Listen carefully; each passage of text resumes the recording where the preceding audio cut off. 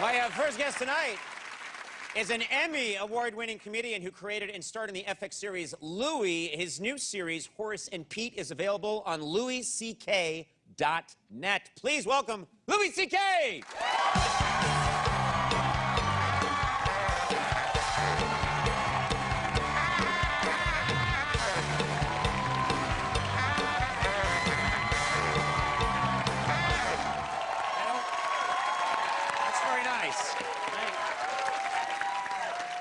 I have to say, I don't remember when I mean, you look good. You're wearing a suit. Yeah. This doesn't. I mean, I don't see you in a suit a lot. I've known you a long time, and I don't remember. It's probably the first time you ever seen me in a suit. Probably. Yeah. Not your usual way to go. What's going on here? Well, I dress like a 10-year-old, you know, since I was 10. Right. Until I was 48. So that's how long it took me to catch up to what am I doing? Yeah. So there's probably a lot of other things that I should have started, you know, changing a long time ago. You decided. Yeah, I just hate looking. I liked it for a long time, and then all at once I hated it. I hated the last 20 years of looking like a shithead all the time. Yeah.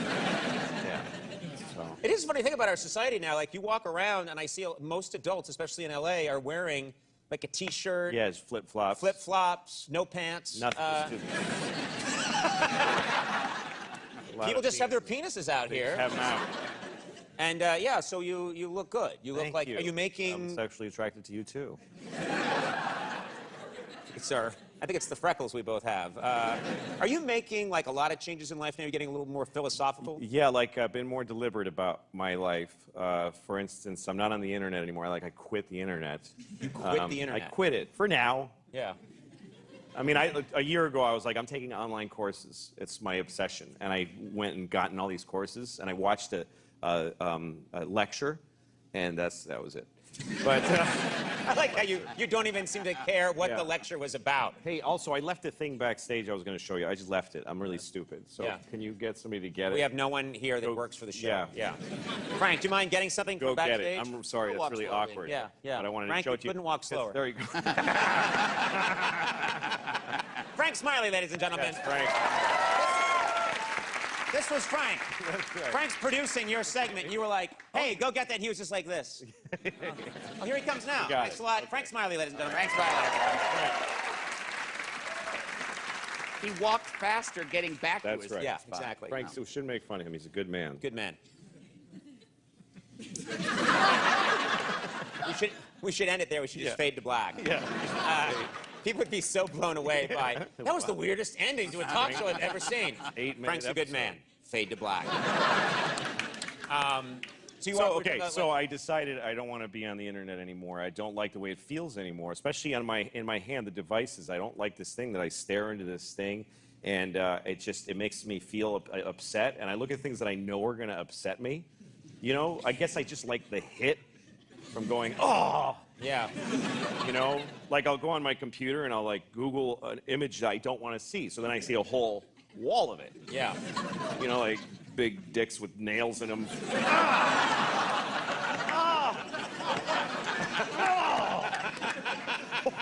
Sir, you're going to have to leave the library. Yeah.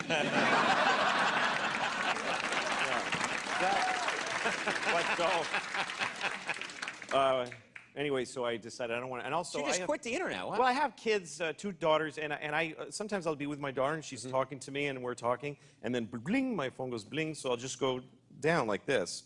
And my kids are nice people, so they just wait. But I started to realize a few things. One thing I realized in life is that you can't just go by how a person reacts to you. You can't just go like, oh, it's all right with her. Right. Because she's my kid. But she dies inside every time I do this. Because she thought she had a real connection with you, and then something glings. Yeah, I mean, that happens to you. Like, if you're talking to a person, and then they just go like this, they just disappeared. Yeah. It's a horrible abandonment. And when it's your father, just like, is that right, honey? It's just horrible. But she sits it out. She's okay with it. And I'm like, she seems all right. And then I started to grow up and realize, no, I have to think beyond what the look on her face is that she's soldiering on with. I have to think about what I'm doing to this kid. And I just didn't like this feeling, so I started to put it away. I started to just say, I gave my daughter my phone, and I said, make a restriction code and lock me out of the internet. It's supposed to be the other way around. Yes. It's supposed to be a parental code. Yeah. to keep your kid off the internet. But I had my daughter give me a code. She has the code. I don't know it. And so I can't be on the internet on my phone, and I did it on all my devices. And it's been about a month I haven't Googled anything. I just go up and walk out to people and ask them questions and stuff, which is more fun, too. Yeah, but while you're talking, and they look away. yeah, which is fine. You lose them. That's right. But so anyway, I started reading books again, and I was on vacation with my daughter, and I read Pride and Prejudice, and we would just sit there and I would just You read Pride and Prejudice? Yeah, I never read that. I never read anything. No, I've never read Pride and Prejudice. It's good. It's really good. But, wow. I mean, they're crazy. You know, come on, just tell him you like him. It's annoying. Yeah. But, you know, like 12 years. Oh, and yeah. it's like, I wonder, shall he approach me once again? Just tell him. Just go up, hey, you're cute, you know? But anyway, so I did this for a month, and then my daughter, this is why I asked Frank to go get. This is a note that my daughter wrote me. She's 10 years old, and right before I flew out here, she wrote me this note, which is messy, but she's 10. I'm not criticizing her. I'm just saying she's 10. Yeah, but it could be neater.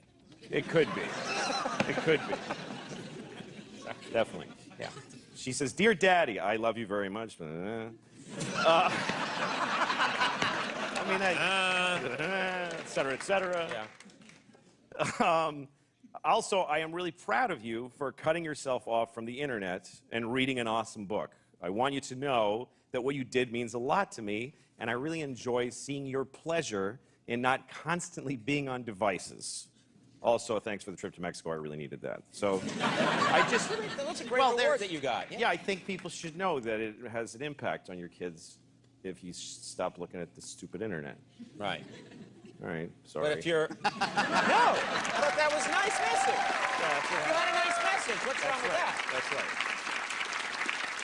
It doesn't apply to if you're watching television at the moment. No, That's not at all. important. Stay tuned. Yeah, you have to watch This television. is more important than your children. We're going to take a quick break. More with Louis C.K. in just a second. Stay right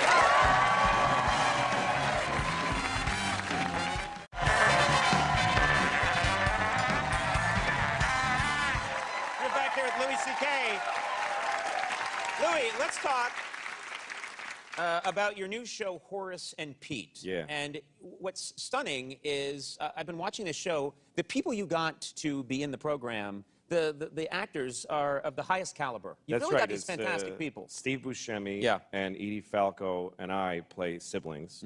And then Alan Alda plays our uncle. Yeah. And Jessica Lange plays our dead father's girlfriend. Right. Right. I mean, they, you know, she was his girlfriend before he died. Yes. When he died, she broke up with him. Yeah. The show isn't that dark. No, she's not dating him. But, you know, Adie Bryant, yeah, they're all great. Terrific great actors and some great cameos from people that I didn't expect to see. And one of the things that amazed me is that you got Alan Alda, who for my money, not only, I will say this, one of the nicest people I've ever met in show business, but also just brilliant. I love him in everything he does, including your show. And then I'm surprised to learn that Alan Alda was not your first choice. No, I wrote it for Joe Pesci. Like, that was in my mind was Joe Pesci in a TV show playing this guy. There he is. There's the iconic Joe Pesci. I'm not in Louis. So I wrote it, and I had his voice in my mind. And I called my manager, Dave Becky, has a special talents where she can get phone numbers of people. He can just get a phone number. You can just say to him, get me this person's phone number. Dalai Lama. He's batting at 100. Yeah. 1,000. Whatever. Yeah. 100 is bad. Yeah. Yeah. He's batting He's at really 1,000. shitty if he's batting the 100. worst. 1 out of every 10. Yeah. That's That's right. Dave Becky for you, batting 100. Batting 100. He's batting 1,000, and one of them I said to him, Joe Pesci's phone number. So he said, I'll work on it. And it took a couple of weeks, but then I got it. So I left a message for him. I said, hi, my name's Louis C.K. You don't know me. I'm a comedian. I'm making a TV show. I want to talk to you about it. So nothing. And then 2 weeks later, I get this call, hey, Louis, it's Joe Pesci. I'm like, holy shit.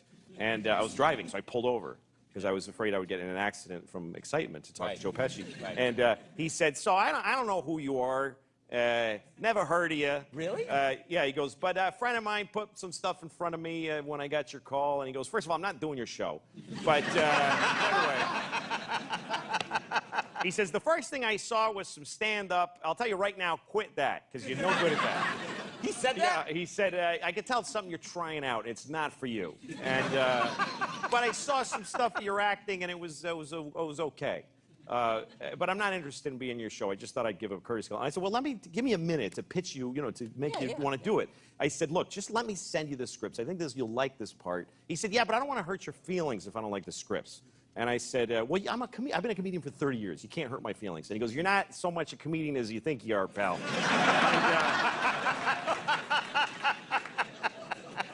He just thinks I suck. Yeah, He thinks I suck. It's his prerogative. But anyway, I went down to his house and met him, and he told me a lot of really harsh things about myself. And but he liked the writing. He turned out to be a very sweet guy, and I got to be pals with him. But he won't be in the show. Yeah. He said I think the show's going to be very successful, so I don't want to do it. That's because he doesn't really do any. I mean, No, he's a private guy, and he only Yeah. does things that he really wants to do. So he just decided not to do it. He shooted on it for a while, and I got to know him, which was a great thing. He's a nice guy, but he didn't do it. So I got Alan Alda to play Joe I got to get Pesci. Alan Alda. Yeah. You're That's in the a next pretty good- guy on that you're list. You're in such a good situation now. Your career's gone so well that you're like, okay, I'll take Alan Alda then. Also, your theme song, you needed a theme song, so you call up Paul Simon. Paul Simon.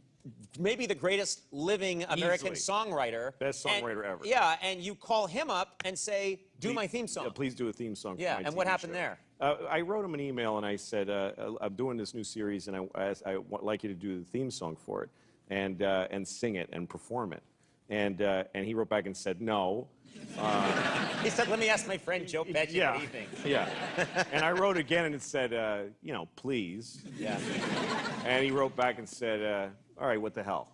That's literally what he said. Wow, What the hell? okay. All So right. I went to his studio, and he wanted to be accommodating. So he played something, and then he'd go, how is that? Like he wanted to collaborate. He wanted help, like You wanted direction. you to collaborate with him on Yeah. music. He wanted to know my feelings about stuff, and that's like a serious thing. Like it means he needs help, So he's like, he'd play something, he goes, what do you think? And I'm like, it's amazing. I'm no use to him because I'm like, that was beautiful. And he's like, no, I mean, how can I do it differently? I'm like, just keep being great. Like I didn't have any way to help him. I felt bad. That's not a note. No, Yeah. it's like if God made a waterfall and it's like, I don't know, what do you think? Do you think it's gonna... I started actually giving him fake things like, I don't know, a little more energy in that part. He's like, oh, good. I'm like, wow. Sounds amazing. I love that you're in a situation where you're telling Paul, yeah, pick it up a little bit. Yeah, I think it'll pick it up a little there, Paulie. Yeah, that's fantastic. And it worked out. Yeah, so it's on this. I sent him all the scripts, and he wrote this beautiful song, and it's on the track. It's an original song. And he's putting on it his new album, so it's also going to be on his album. All right, we have much more to talk about. We'll take a break. More with Louis C.K. Stick around.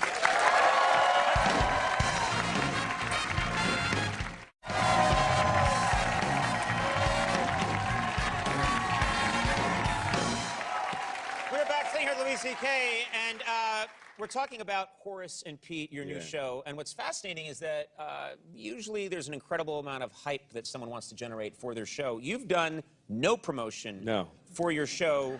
No advertising. At all. Zero No advertising for your show, and that's quite unusual. What was the idea behind that? Well, it was kind of for dramatic effect for the people who would see the show. Because we made the show one a week, and then we would show it at the end of the week. Like, we made it very quickly. We'd shoot on Wednesday and Thursday, edit Friday, and then I would post it on my website on Saturday morning. And I would write an email to people who are on my email list and say, here's a new thing.